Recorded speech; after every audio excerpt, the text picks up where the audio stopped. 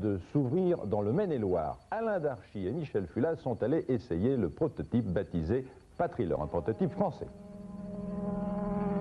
Avec l'ULM, on se croirait revenu à l'époque des pionniers de l'aviation.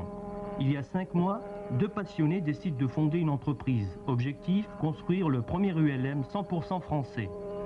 Après une étude de marché positive, une aide financière départementale et quelques investissements, le projet aboutit.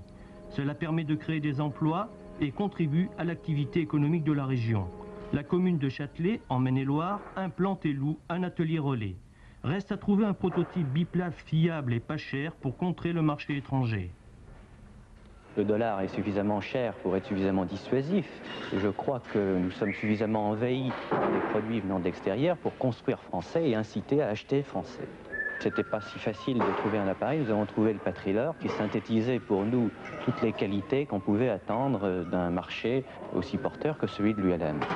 Par ailleurs, tous nos sous-traitants sont des sous-traitants qui travaillent pour l'aéronautique, donc toutes les pièces qui rentrent en fabrication dans cet appareil sont des pièces en provenance de l'aéronautique. Vous l'avez testé?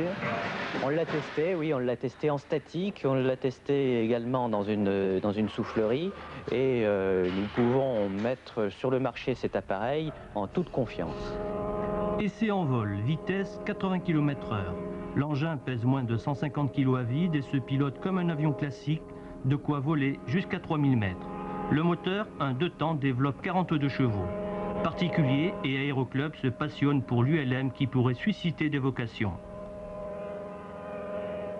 L'heure de vol sur ULM biplace est infiniment moins onéreuse que sur un avion aussi petit soit-il. De combien à peu près? Du quart.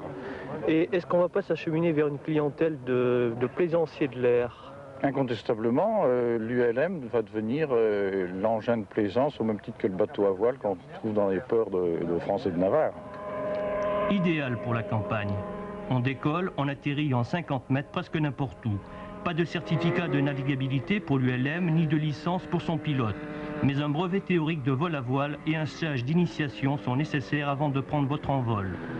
Seule restriction, éviter les espaces aériens réglementés et le vol par grand vent. Les nouveaux faucheurs de Marguerite pourraient bien relancer l'aviation populaire.